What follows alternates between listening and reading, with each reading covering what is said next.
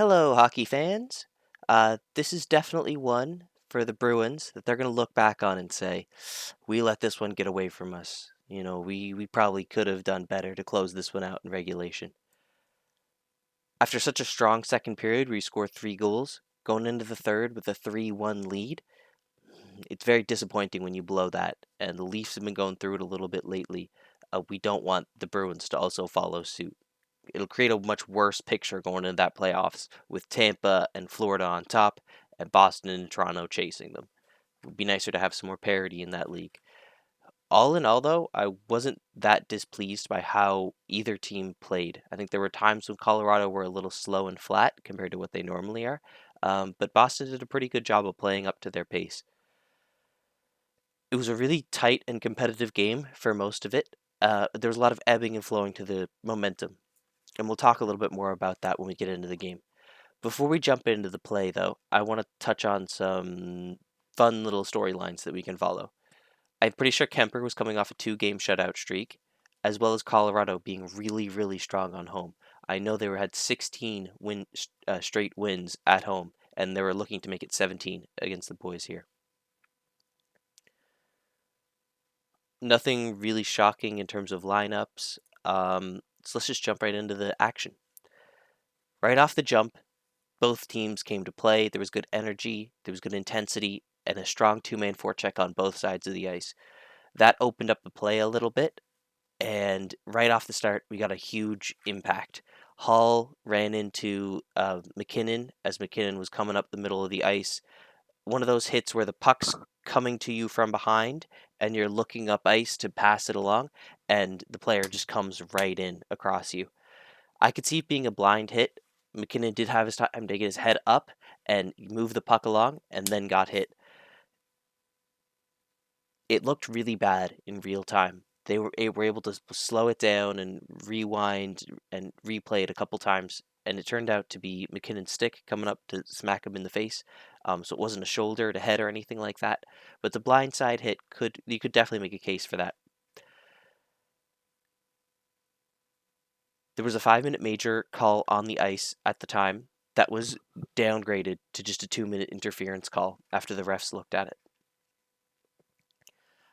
I think this stunned the Avalanche a little bit as they were going on the power play and had a big opportunity to put a stamp on this game.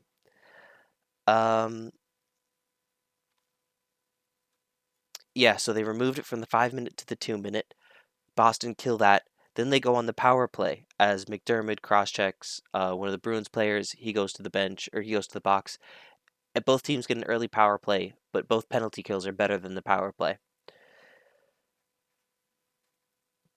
I did feel like the lack of a solid resolution about the McKinnon hit, where it was a 5-minute major that got downgraded, and it happened in real time, and McKinnon spun around on the ice and was bleeding from his nose. It was one of those ones that can shock you sometimes. And what teams sometimes need to do is refocus. Other teams build off that. When they see one of their players go down, they get a lot better and fight for him and get really scrappy and intense, not taking bad penalties. Other times, though, can kind of stun a team into being flat-footed, puck-watching, a bit, taking them out of the experience and the intensity of the game. And I feel like that did happen to Colorado at periods throughout this game. So they were on their heels a little bit in their own zone, a couple bad giveaways, even in the offensive zone. They were throwing out passes that were going to no one. A couple passes they were trying to go back to their D-men, and the D-men wasn't where on the corner. He'd be more in the middle, and the puck would just leave the Boston zone for free. The shots were 7-1 through the first 11 and a half minutes as Boston had some unforced giveaways in the neutral zone, not connecting their passes crisply, or a couple giveaways. And it was a game of unforced errors to this point. So one of those neutral zone giveaways by Boston leads to Colorado sailing in the other way and a goal for them. Colorado McDermott off the post from the top of the circle. Colorado were getting looks from up high, and Boston were trying to do a really good job of clogging the lanes, like they were against teams like Nashville, where those defensemen are getting involved in the offense. So if you're going to block the shot, you got to clog the lane and try not to be a pylon to let the seam pass go through you.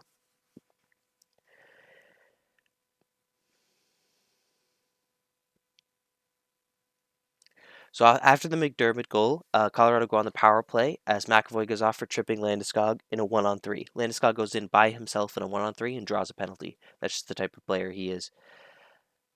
I really liked the blocking by Boston. Both teams were blocking shots. I think Boston were doing a good job of clogging those lanes and keeping players like Makar from getting looks.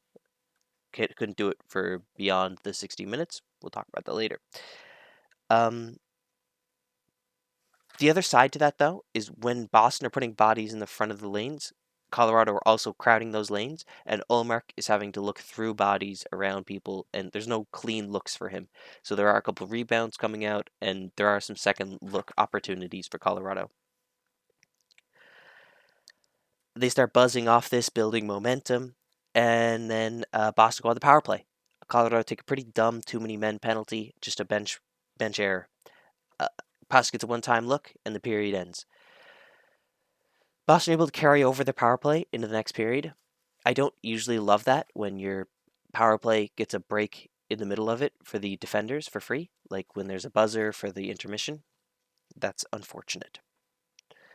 Just because it can break up some of your momentum and flow and the pressure you have building in their zone. One thing I've talked about in the last couple of reviews is after Boston give up a goal or a big shift or a penalty or something like that, they can sometimes come out and be a little bit flat-footed. The other team comes out with a lot of jump because they just got scored on or something happened in the game and they'll come out with a lot of jump. I think Boston did a lot better job this game of shoring up that weakness, making sure that they were aware and ready to play for the full 60. So after the power play, I liked the third line. The third line came out and had a really, really good shift. Third line has been looking really, really good. Steen, DeBrusk, and Coyle. And they're showing it on the score sheet. Rantanen in front with a nice paddle save by Omark. Then Landeskog wants a piece of Hall. This was something that was a recurring theme throughout the game. After Hall hit McKinnon, he had a target on his back.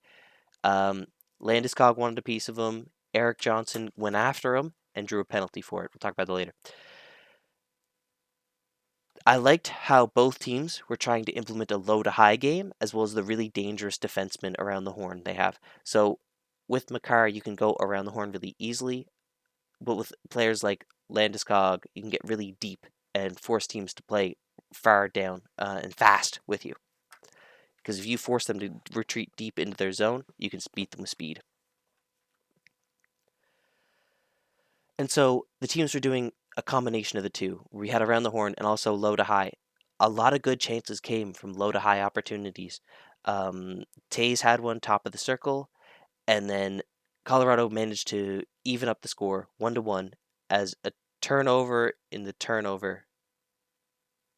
Sorry, a turnover into a turnover. So it was a turnover in Boston's end, a turnover in Colorado's end, and then Boston come back the other way with it. Jake DeBrusk keeps it on a 2-on-1 and picks his spot and buries it. Really nice shot. Great energy builder for that third line. They had a great job after that power play I talked about. They came out and got the job done on this shift. Another thing I've talked about is slip through passes.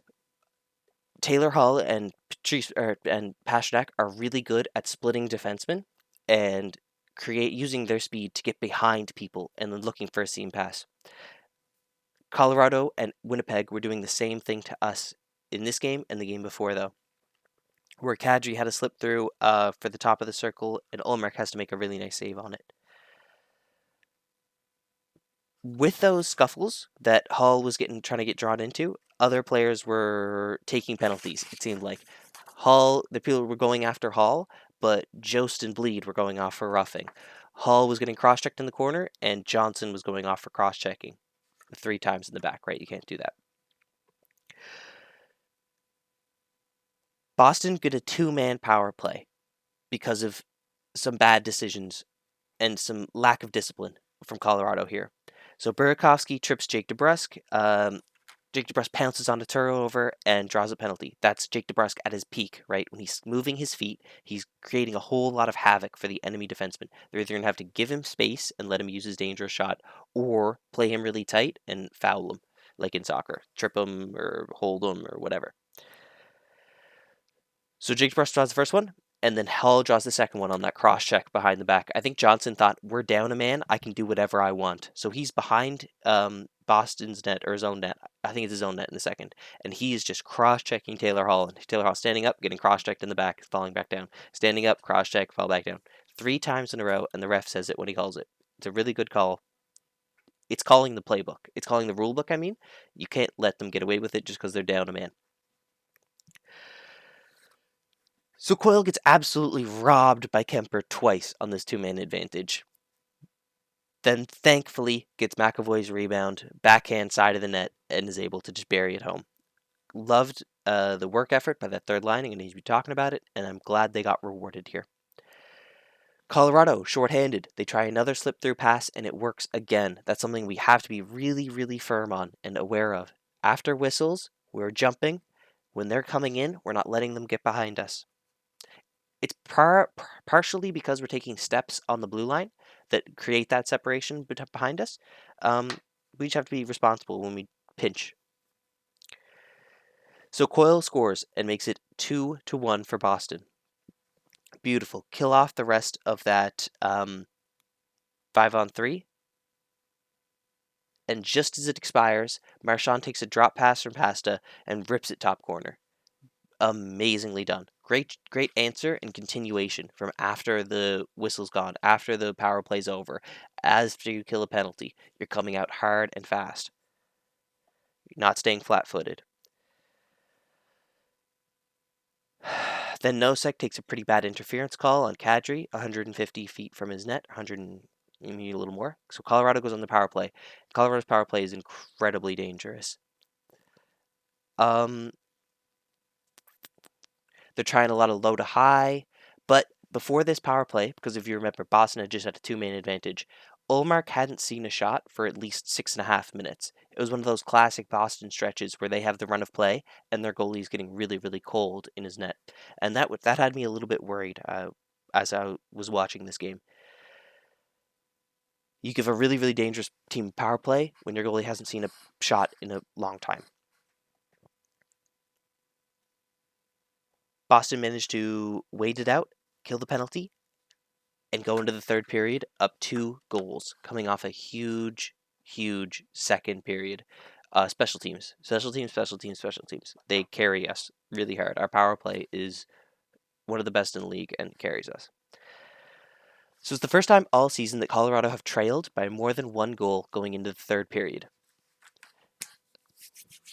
Should be their first loss at home in 17 games.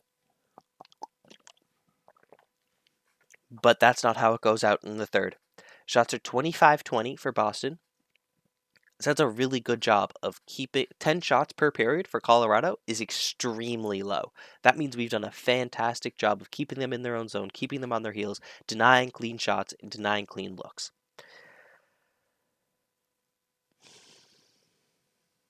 There's a lot to talk about in this third period. I'm going to try and rapid fire through it. A lot of creative play by Colorado. They're a really fun team to watch. Creative, fantastic bank passes to Jost on breakouts. O'Connor's taking it off the face-off. Collapsing off the face-off and then whipping the puck onto the net is almost never a bad play. Beats Ullmark clean. Thankfully doesn't beat the post the first time. Boston get low to high as Smith to Bergeron on the one-timer. Both teams are doing this low to high action, and it's really, really important that Boston are building it into their game, and I'm going to talk about why in a second. Get my head out of the way. This is still 3-1 for Boston here. Craig Smith's got the puck low, manages to push it out high to Bergeron, and Bergeron just rips it short side. Really, really, really nice try. Here's another prime example. This is probably going to get copyright struck, but that's okay. It's Craig Smith. Actually, that's Bergeron. That's not Bergeron, it's Marchand. But look at this. Right idea. Same type of play. Low to high, low to high, low to high. The reason why we have to incorporate this play right here into our playbook is because we are getting far too predictable on the other ones. This happened in the Colorado game. I can't show you the entire thing because it will get copyright claimed. So as you can see, Boston are entering the zone. They have possession of the puck.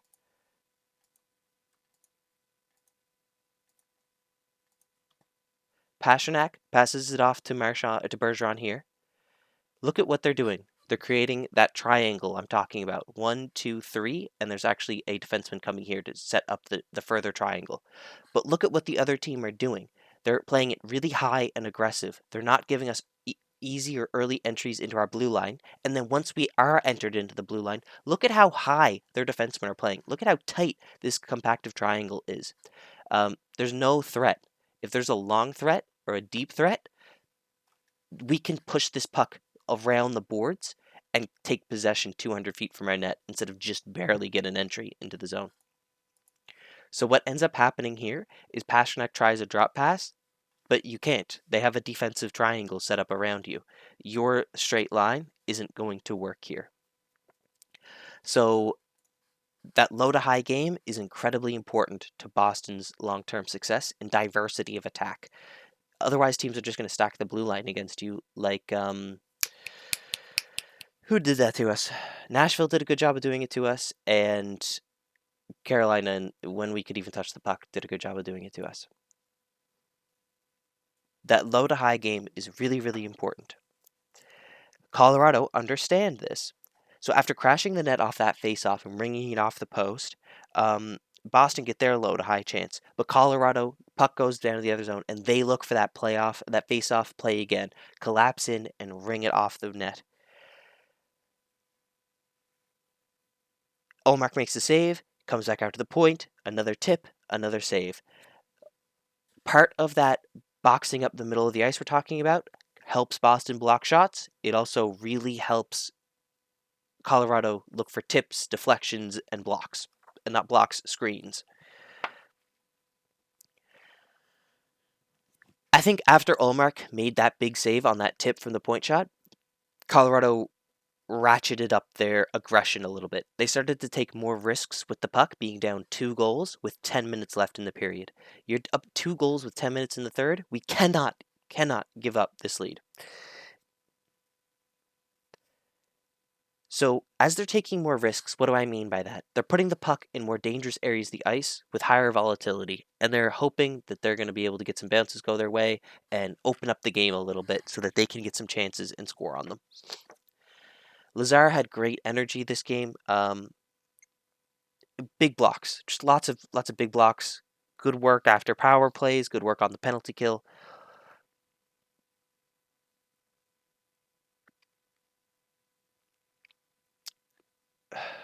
Carlo also had a strong game, but I'll talk more about players later. Continue on with the play.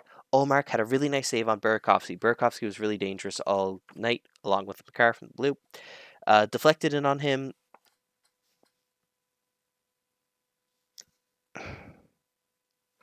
But after Ullmark makes a really nice glove save on Burakovsky, unfortunately, with 8:14 left, Colorado make it 3-2. So we've got a real game on our hands. 8 minutes left.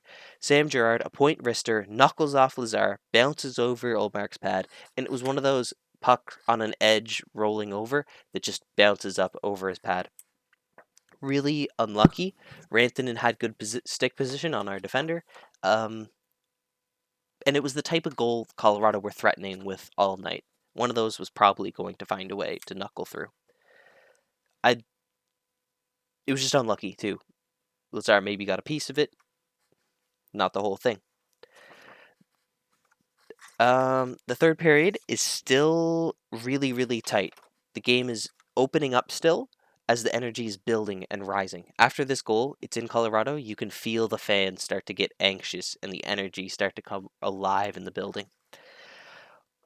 Ullmark is still standing on his head. Sprawling across the goal mouth. He's tracking pucks really well. It's night and day compared to him and Rask right now.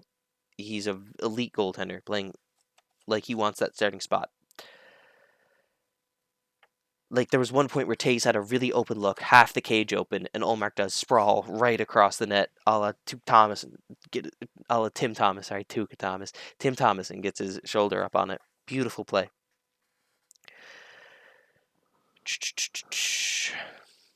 Standing tall on Burakovsky through the screen. He takes a couple pucks off the head, he's still battling through. I was really, really pleased with Olmark's play. With 2 minutes and 33 seconds left, Colorado elect to pull their goaltender. Really smart decision. I like to do it as early as possible because it just helps you build momentum. 2.5 minutes left. Colorado basically have complete control from here on out. They're buzzing. The sixth man is overwhelming. It's like a wet blanket over Boston. It's like there's a 2-on-1 in every single battle Boston are trying to fight to get the puck out of the zone. Marchand has an opportunity to do so, and the puck ends up in a really, really dangerous area of the ice, out in the middle, on the point between the circles. Landeskog from Kadri, seam pass, no mistake. Obviously, hindsight is 2020, and Marchand needs to put that puck anywhere but where it went. It's really hard because there are two players on either side of him, and he's kind of in the middle, getting stick checked and back checked. But then he misses his mark as the person behind him is Landeskog, who goes and gets open for the seam pass. Marchand is still playing hurt. That's undoubted. That's inarguable. I will not accept that he's playing 100%. So I'm giving him more slack over the past couple games for his giveaways and lack of jump. But that's a tough one to swallow with a minute left in the game. To make it 3-3. Colorado scored 2 goals and now have all the energy going into overtime. Ullmark can do absolutely nothing about that puck. That is purely bad defense, bad play in front of him to allow Landeskog that lane with that much space and that seam pass to get through. Yuck. Yuck, yuck, yuck, yuck, yuck. So I mentioned that the shots were, what were they, 25-20 for Boston going into the third period? Going into overtime, the shots were 32-38. So Boston had done a really good job of keeping Colorado to 10 shots a period. And then in the third, they let them have 18. Recorded, right? That's not blocked either. That's just a easing off the gas pedal and Colorado coming on really hard.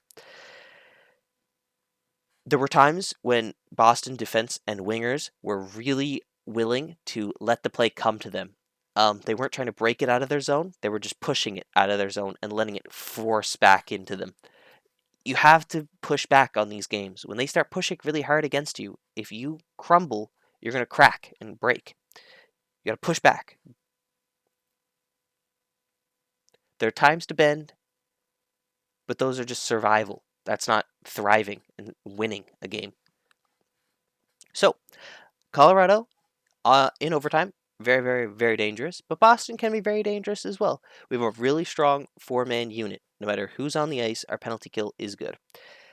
Colorado's power play, Colorado gets a power play in overtime, and that is basically game over because of how good Colorado's power play is this year.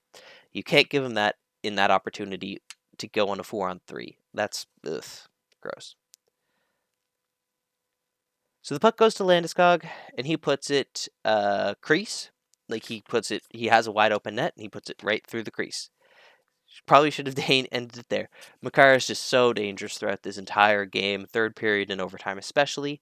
There are three good tip attempts from all sides of Ullmark. So there was one from his short side, there was one that we tried to go backdoor, and then there was a rip that was right in front of him. Finally, Makar just keeps himself. He's like, okay, these tips aren't working. I'll just go yard. And Barry, really, really, really nice shot. Perfect shot. Like, top right corner. Just really, really, really well done.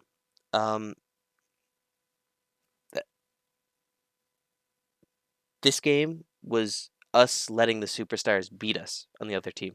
We had this game in our control, in our grasp, and let it get away. It's ultimately the one that got away. There were a lot of positives to take from this game. Our third period was probably not one of them. Building on the second, special teams can't be the only thing that gets it done for us. I thought Carlo and Lazar had decent games. Unfortunately, they're both going to be remembered for blunders that like blew goals or blown tires or giveaways.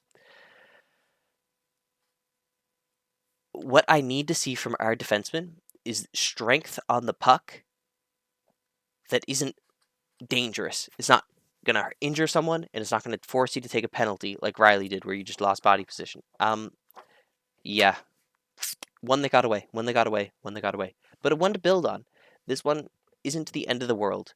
Anytime you go into Colorado's building and can come out with a point, I think you should see that positives in that, but recognize we had the ability to come out with all of the points in this contest. We pulled a bit of a Toronto Maple Leafs. We need to make sure that we're better than those guys moving forward, and shorten some of the separation between Tampa, Florida, Toronto, Boston. A lot to work for, a lot to build on. Um, yeah, I liked how Taylor Hall wasn't thrown off his game by people coming after him very much, and I don't think Foligno would have been a very good fit for this game. He's too fast for him, too skilled. And I fear that might be the case for the rest of the playoffs, unless we maybe play a team like... Every team is very skilled. There are no gritty, grindy teams. Maybe St. Louis would be a good matchup for him, but that's in the West, right?